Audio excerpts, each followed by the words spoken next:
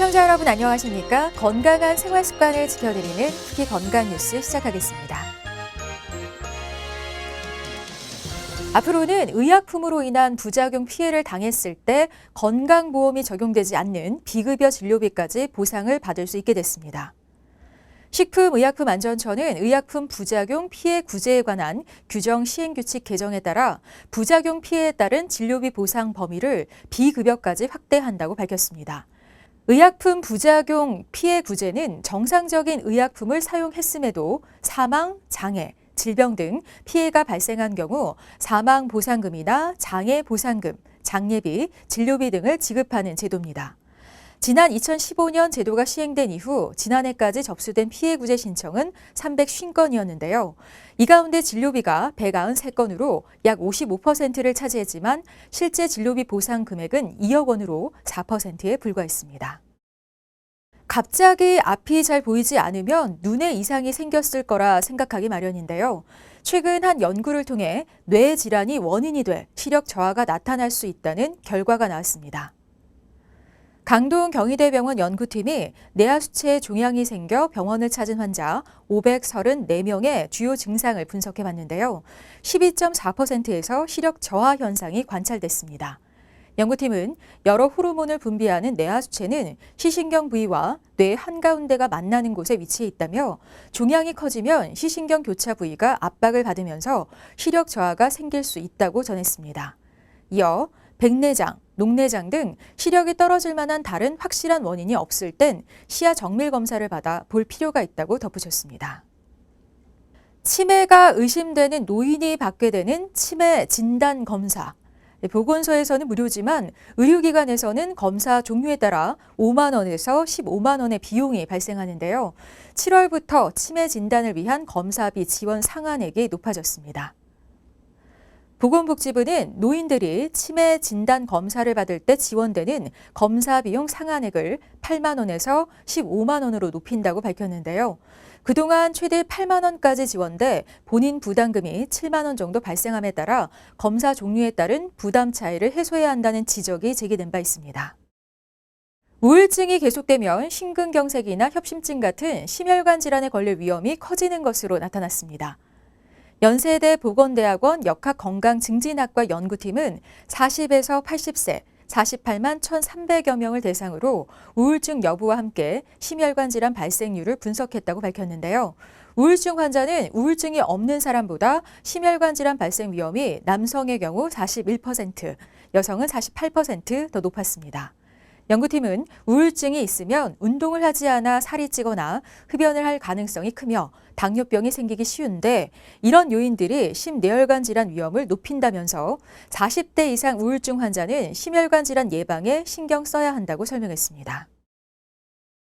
보건의료 산업 발전을 위한 논의의 장으로 마련된 쿠키뉴스 보건의료 산업 규제혁신 조찬 포럼이 지난달 27일 오전 국회 본관에서 개최됐습니다.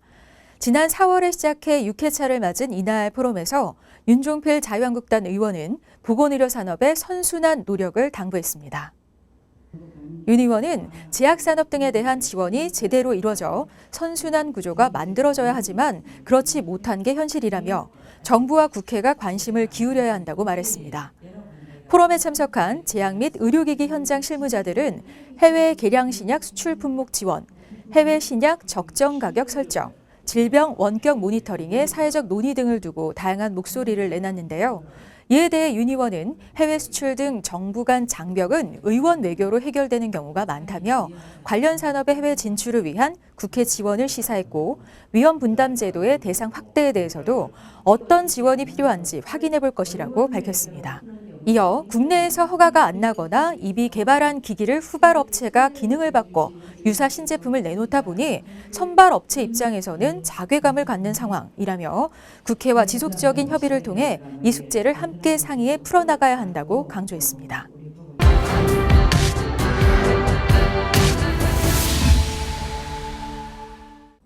당뇨병은 우리나라의 대표적 만성 질환입니다.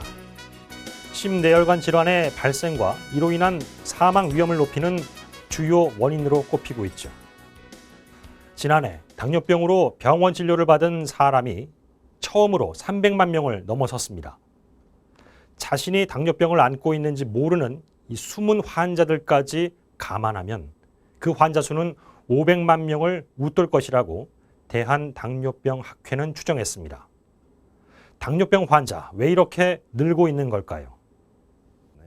당뇨병은 혈액 속 포도당, 즉 혈당 수치가 일정 수준 이상으로 높아지면서 발생합니다. 보통 공복 시 혈당이 데시리터당 126mg 이상이거나 산소를 운반하는 헤모글로빈에 당이 들러붙어 있는 당화 혈색소의 비율이 6.5%를 넘기면 당뇨병으로 볼 수 있습니다. 혈당이 높아지는 이유는 인슐린이 제 기능을 하지 못하기 때문입니다. 혈당 조절 호르몬인 인슐린은 췌장에서 분비되는데요. 만들어진 인슐린이 부족하거나 만들어졌다고 해도 몸 상태가 변해 작동을 못하게 된 경우 혈당 수치가 치솟을 수 있습니다. 고혈당이 지속되면 갈증이나 물을 많이 마시게 되고 소변량이 늘게 됩니다. 소변을 좀 자주 보시게 됩니다. 그 다음에 그렇게 물을 많이 먹었음에도 불구하고 계속 목이 마른 상태가 지속이 된다면 우리가 당뇨병을 의심해 볼 수 있습니다. 이 외에도 의도하지 않는 체중 감소라든지 지속적인 피로에 의해서도 우리가 검사하다 보면은 당뇨로 밝혀지는 경우들이 종종 있습니다. 증상들이 이렇게 발현되는 이유는 뭐라고 좀 얘기를 할 수 있나요? 우리 몸에서 혈당이 높아지게 되면 몸에서는 이거를 낮추기 위해서 어떤 노력을 하게 되는데 그러기 위해서 소변으로 당을 많이 배출하려고 애를 쓰게 됩니다. 그러기 위해서 물이 많이 나가다 보니까 목이 타게 되고 목이 타서 음료수를 섭취를 하게 되면 또 오줌이 많아지고 이 악순환의 고리가 생기기 때문에 우리가 먹는 것들이 다 우리 몸의 에너지로 쓰이지 못하고 바깥으로 빠져나가기 때문에 기운이 없고 오히려 체중이 빠지는 일들이 생기는 것입니다. 우리 몸이 정상세포나 조직을 적으로 잘못 인식해 공격하는 자가 면역에 의해 췌장세포가 손상을 입을 수 있는데 이때 인슐린이 부족한 상황이 일어납니다. 이 경우가 제1형 당뇨병에 해당하며 국내 당뇨병의 2%가량을 차지합니다. 90% 이상의 비중을 갖는 제2형 당뇨병은 인슐린의 분비 문제뿐 아니라 인슐린의 성능까지 떨어지는 이른바 인슐린 저항성을 동반합니다. 인슐린 저항성이 발생하는 데는 유전적 요인과 함께 비만 같은 환경적 요인이 영향을 미칩니다. 일반적으로 이 제2형 당뇨병은 성인 당뇨병이라고 일컬어집니다. 성인이 된 뒤 복합적인 이유로 인해 인슐린 저항성이 커지기 때문인데요. 약 50% 정도가 유전적 영향을 받는다면 나머지는 환경적 요인으로 인해 당뇨 위험이 커진다고 볼 수 있습니다. 최근 제2형 당뇨병은 급격하게 늘고 있습니다. 젊은이들은 이 같은 증가세가 생활 방식의 서구화 그리고 운동 부족, 과식 등에 따른 비만 환자의 증가와 밀접한 관련이 있다고 입을 모읍니다. 혈관을 그 풀밭에 물 주는 고무 호수라고 생각을 해보시면 처음에 우리가 사왔을 때는 다 말랑말랑하고 좋죠. 근데 여기에 물이 맑은 물이 흐르지 않고 좀 안 좋은 물이 흐르다 보면 거기에 계속 때가 끼게 되죠. 많이 끼게 되면 뭐 하얗게 끼는 것들도 보실 경우가 있는데 그런 일이 우리 혈관에도 생기게 됩니다. 제일 나쁜 건 사실 혈압이 높은 압력이 센 물이 흐르다 보면 당연히 딱딱해지고 막힐 수도 있고 아니면 구멍이 뿅 나가지고 왜 풀밭에서 이렇게 물이 나오는 이런 일들이 생기는데 그게 우리 머릿속에서 생길 수가 있습니다. 그게 뇌출혈이라고 보시면 됩니다. 꼭 압력이 센 것뿐만이 아니라 맑지 못한 피가 흐르는 여러 상황들이 있는데 당이 높은 채로 방치되는 게 제일 나쁩니다. 당뇨 관리가 중요한 이유는 심각한 합병증을 막을 수 있기 때문입니다. 고혈당이 지속되면 망막에 비정상적 미세혈관이 생겨 실명에 이를 수 있는 당뇨 망막병증이 유발될 수 있습니다. 또 노폐물을 거르는 콩팥도 손상될 수 있는데 이런 경우 혈액투석 등 신장기능 대체요법이 필요할 수 있습니다. 고혈당 혈액은 그 자체로도 독성이 있어 혈관벽을 망가뜨립니다. 이로 인해 당뇨병 환자는 혈관이 막히는 동맥경화 사례가 더 잘 나타나고 뇌졸중이나 심근경색 위험도 높아집니다. 역시 혈관에 영향을 주는 고혈압과 고지혈증까지 있는 경우라면 이에 대한 치료도 병행해야 합병증을 효과적으로 예방할 수 있습니다. 인슐린 주사 맞기 시작하면 큰일 난 거다. 내지는 이건 뭐 빨리 돌아가실 수 있다 뭐 이런 식의 얘기들이 되게 많이 미신처럼 퍼져 있는데 그건 전혀 맞는 얘기가 아닙니다. 사실은 모든 교과서에서 전 세계 모든 교과서에서 혈당이 높은 채로 발견된 사람들, 특히나 오랫동안 묵혀놨던 당뇨 같은 경우는 가급적 빨리 정상 혈당을 만들기 위해서 인슐린 치료가 단기간은 꼭 필요하다고 되어 있고 필요한 경우는 입원 치료가 필요하다고 분명히 교과서에도 나와 있는데도 주사 맞으면 큰일 난다는데요라는 그 미신들 때문에 그냥 약으로 어떻게 안 될까요 하는데 당은 수단과 방법을 가리지 말고 정상인과 유사하게 만들어 놓는 것이 궁극적으로 나의 심장 건강과 뇌혈관 건강을 지켜주는 거기 때문에 그거를 두려워하셔서는 안 되고요. 전문의들은 정확한 진단을 위해 40세 이상이라면 매년 당뇨병 선별 검사를 받는 것이 중요하다고 강조했습니다. 이어 직계가족 중에 당뇨병이 있거나 비만인 경우 또는 임신성 당뇨병 경험이 있는, 다시 말해 제2형 당뇨병의 위험인자가 있는 경우에는 30세부터 선별검사를 받아야 한다고 덧붙였습니다. 고혈당 혈액이 온몸을 돌면서 혈관을 망가뜨리고 각종 합병증을 일으킬 수 있는 당뇨병. 건강보험심사평가원 분석에 따르면 만성질환인 당뇨병은 70세 이상에서 가장 많이 보이긴 했습니다. 그러나 그보다 낮은 연령대에서도 당뇨병에 걸리는 사례는 급증하고 있습니다.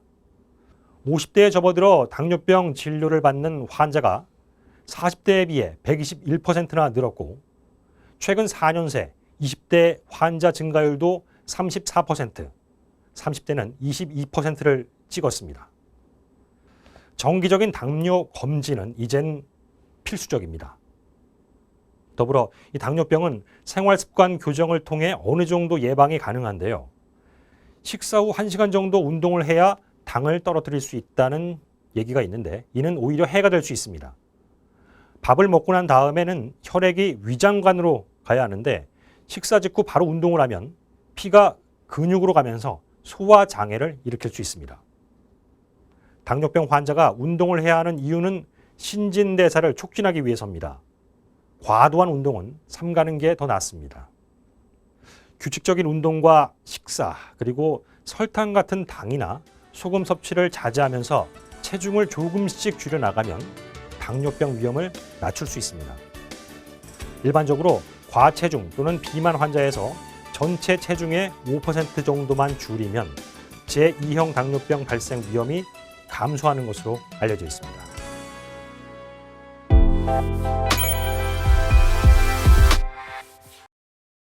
이 날씨가 따뜻해지면서 야외로 나가시는 분들 많은데요. 야외 활동 시 예상치 못한 응급 상황이 불쑥 찾아올 수 있어 주의해야 합니다. 특히 벌에게 쏘이거나 뱀에게 물리는 사고가 빈번히 발생하고 있는데요.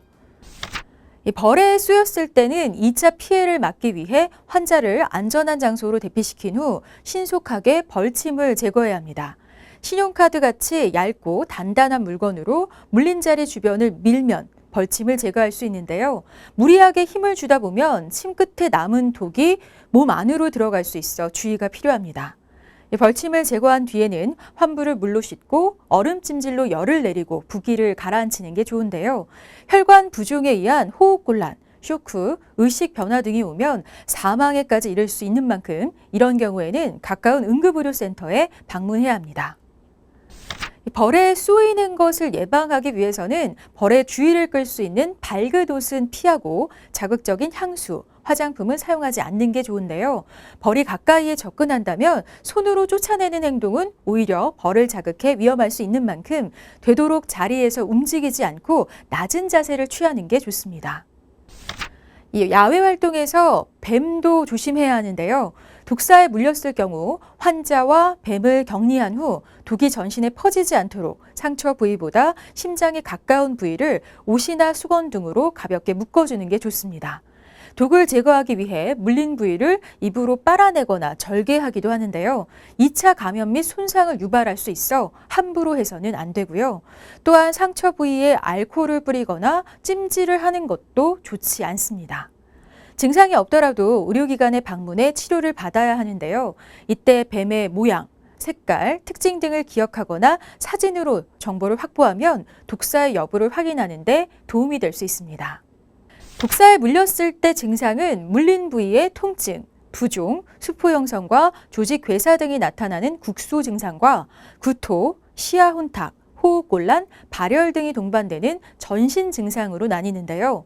혈액 응고 장애, 콩팥 기능 부전, 폐부증 등 심각한 질환으로 이어질 수 있어 주의해야 합니다. 을지대학교 병원 응급의학과 서상원 교수는 적절히 치료하면 별다른 문제 없이 다 회복된다면서도 야외 활동 시 응급 상황이 생기면 신속한 응급처치와 함께 응급의료센터를 방문해야 한다. 독사에게 물린 경우 장출혈, 뇌졸중 등으로 사망에 이를 수도 있다고 경고했습니다.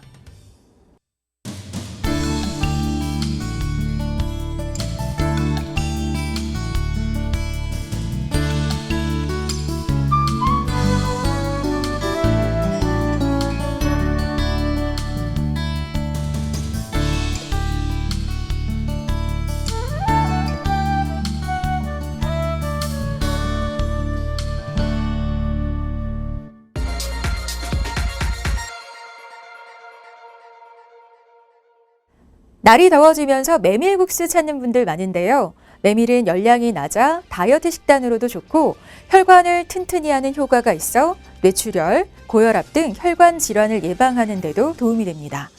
또한 한의학에서 메밀은 찬 성질을 가진 약재로 쓰이는데요.